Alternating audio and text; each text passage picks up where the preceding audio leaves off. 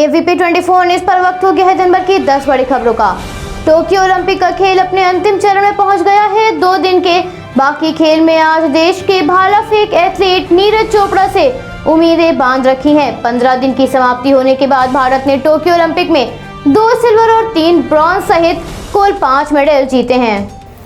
बता दें, आज गोल्फ मैच में भारत को गोल्फ में बड़ा झटका लगा। गोल्फर अदिति अशोक पदक जीतने से चूक गईं और उन्होंने चौथे स्थान पर जगह बनाई। इसके बाद अब भारत को भाला फेंक एथलीट नीरज चोपड़ा और पहलवान बजरंग पूनिया से पदक की उम्मीदें हैं। वहीं दूसरी ओर ओलंपिक में शानदार प्रदर्शन करने के लिए भारतीय हॉकी खिलाड़ी वंदना कटारिया को उत्तराखंड सरकार की ओर से 25 लाख रुपए दिए जाएंगे। मुख्यमंत्री पुष्कर सिंह धामी ने इसकी घोषणा की है।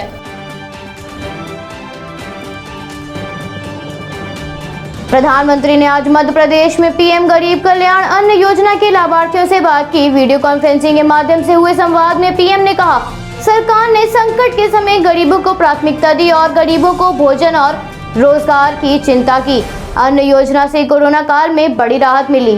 आगे पीएम ने लाभार्थियों से कहा, जनधन योजना से आज देश की बड़ी आबादी लाभान्वित हुई है। 80 करोड़ लोगों को इस योजना का लाभ मिला है। इस योजना से राज्य के 80 करोड़ लोगों को इस योजना का लाभ मिला है। इस योजना से राज्य के 5 करोड़ लोगों को फायदा हुआ है। सरकार गरीबों का जीवन स्तर उठाने के लिए दिन रात प्रयासरत है। सबका साथ सबका विकास करना भाजपा सरकार का सिर्फ नारा नहीं बल्कि संकल्प है।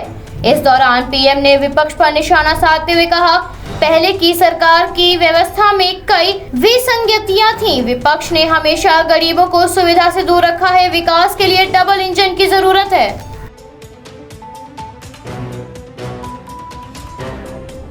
कोरोना के मामलों में कमी को देखते हुए विभिन्न राज्यों में स्कूल खोल दिए गए हैं। वहीं दिल्ली सरकार स्कूलों को खोलने के फैसले के निर्णय के लिए एक विशेष समिति का गठन करेगी, जिसमें शिक्षा और स्वास्थ्य विभाग के अधिकारी शामिल रहेंगे। समिति के फैसले पर ही स्कूल खोलने का आखिरी फैसला लिया जाएगा। दिल्ली आपदा प्रबंधन प्राधिकरण की बैठक में ये निर्णय लिया गया। इस बैठक में उपराज्यपाल अनिल बैजल भी उपस्थित रहे। गौरतलब है, स्कूल खोलने के लिए दिल्ली सरकार ने सर्वे कराया था, जिसमें 90% अभिभावकों ने स्कूल खोलने पर हामी भरी थी। इसकी रिपोर्ट बैठक में पेश हुई, जिसके बाद मानक संचालन प्रक्रिया बनाने के लिए एक कमेटी गठित की गई है।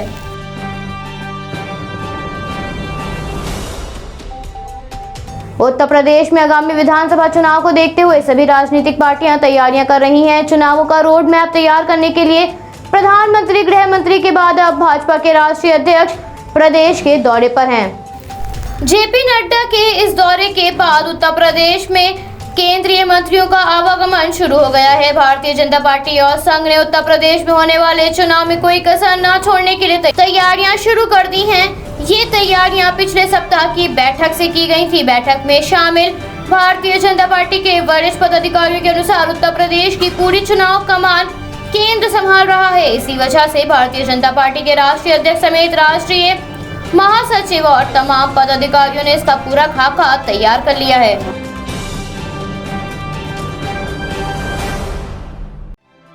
जम्मू कश्मीर के बड़गाम में मुठभेड़ के दौरान सुरक्षा बलों के हाथों बड़ी सफलता लगी। मुठभेड़ में सुरक्षा बलों ने एक आतंकी को मार गिराया है, जिसके पास से एक AK-47 राइफल और एक पिस्टल बरामद हुई है। हालांकि एक अन्य आतंकी मुठभेड़ स्थल से भाग निकला था, जिसके बाद में उसे गिरफ्तार किया गया। मामले पर IGP commissioner zone Vijay Kumar ने बताया, मुठभेड़ स्थल से फरार हुए दूसरे आतंकवादी को गिरफ्तार कर लिया गया है। उसके पास से भी एक पिस्टल और एक ग्रेनेड मिला है। थाना मंडी तहसील के पंचगई गांव के जंगल क्षेत्र में आतंकी के होने की सूचना मिलने पर तलाशी अभियान चलाया गया था। बता दें, ये नापाक पाकिस्तान की बड़ी साजिश है। पिछले 1 साल में राजौरी जिले में ये 7वीं आतंकी घटना है।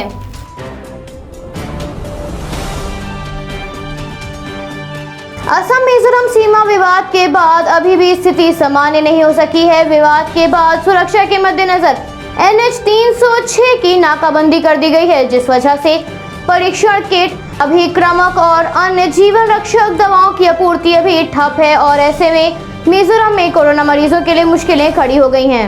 मिजोरम के मंत्री लाल रुकितमा ने दवाओं की आपूर्ति न होने पर चिंता व्यक्त करते हुए कहा, ये दुर्भाग्यपूर्ण है कि NH 306 की निरंतर नाकाबंदी के कारण राज्य के जोरा मेडिकल कॉलेज RT-PCR लैब अब आवश्यक परीक्षण अभिकर्मियों की भारी कमी का सामना कर रहे हैं। गौरतलब है, इससे पहले दोनों राज्यों ने एक संयुक्त बयान जारी करते हुए कहा था, हम अंतर्राज्यीय सीमा के आसपास व्याप्त तनाव को दूर रखेंगे और चर्चा के माध्यम से विवादों के स्थायी समाधान खोजने के लिए तैयार हैं।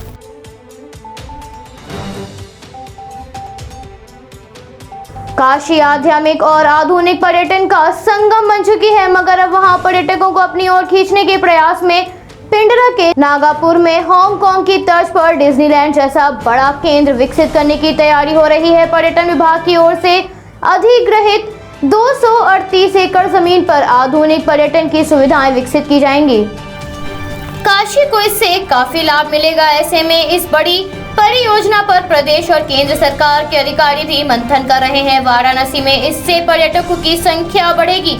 बता दें, हांगकांग में डिज्नीलैंड में प्रतिदिन औसतन 5 लाख लोग पहुंचते हैं। ऐसे में वाराणसी से दुनिया भर के पर्यटकों को जोड़ने की तैयारी हो रही है। वैसे अभी तक तो गंगा घाट, सारनाथ और काशी विश्वनाथ मंदिर बनारस आने वाले पर्यटकों को खासा पसंद आते हैं, मगर अब पिंडरा में डिज्नीलैंड के साथ ही सांस्कृतिक केंद्र और भोजपुरी फिल्म के लिए सुविधाएं विकसित करने की योजना पर चर्चा की जा रही है। डिज्नीलैंड के लिए कई बड़ी एजेंसियों से संपर्क किया जा रहा है।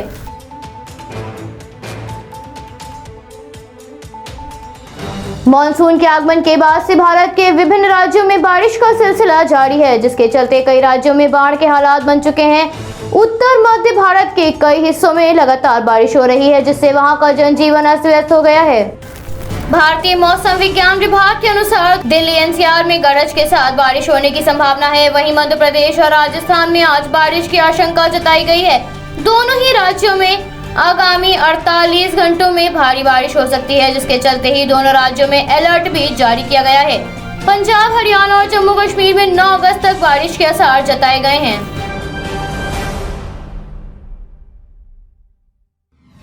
कोरोना की दूसरी लहर का असर अब कम हो रहा है। संक्रमण के मामलों में गिरावट देखी जा रही है।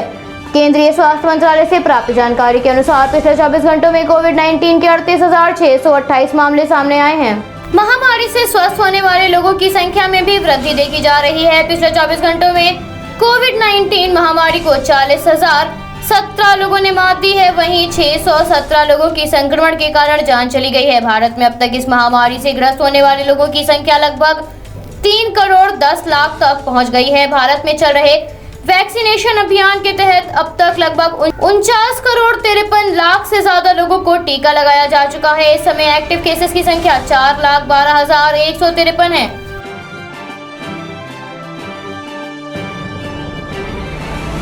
इजराइल की गाजा पट्टी में हमास के ठिकानों पर हमला किया गया। दोनों ही देशों के मध्य एक बार फिर से तनाव नजर आ रहा है। इजराइल रक्षा बलों ने बताया, इजरायली सेना ने गाजा पट्टी में हमास इस्लामी आंदोलन की सुविधाओं पर हमला किया और इसे फलिस्तीन के एक हमले का जवाब बताया गया है।